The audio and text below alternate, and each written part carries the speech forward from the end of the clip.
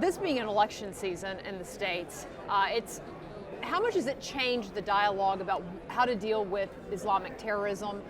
Just when you have candidates putting different policy proposals out there, how does that change the dialogue? Well, on the one hand, because it's in the top 2 or 3 issues, which is national security and global terrorism and ISIS, it has raised some attention. But on the other hand, because politicians, there's 3, 4, 15 of them, there's a drive-by nature to the discussion. And unfortunately, when there's a drive-by nature, it allows only a superficial touch of the issues.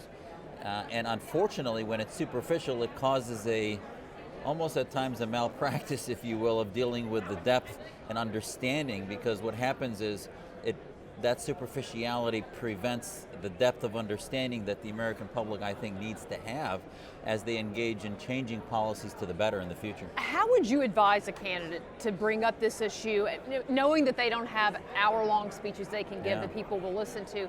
How would you help them frame the debate? I'd frame it that we have an existential threat to America greater than we've ever had before. Current policies have been an abysmal failure.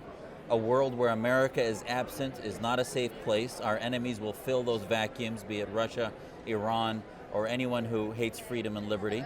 And lastly, when you deal with radical Islam or radical Islamists, we need to thread that needle, as America did in its history, where we are a Christian nation founded against theocracy for freedom of religion and all freedom.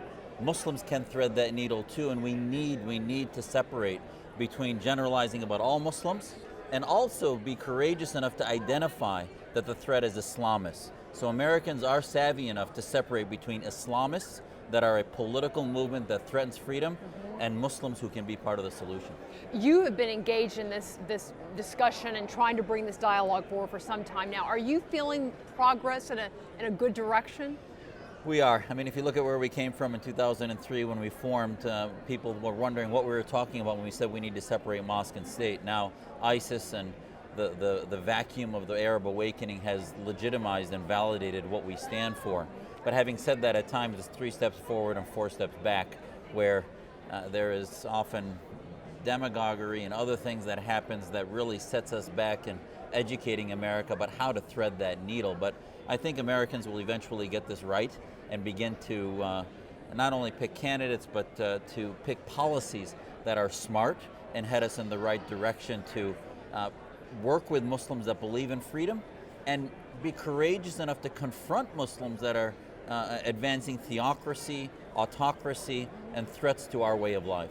If there was one policy you would say, I would start here, what would it be?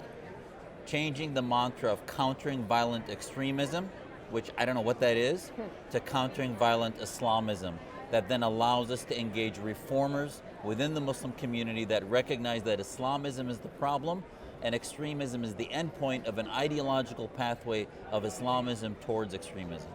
Dr. Jasser, thank you very much for talking with us. Anytime, thank you.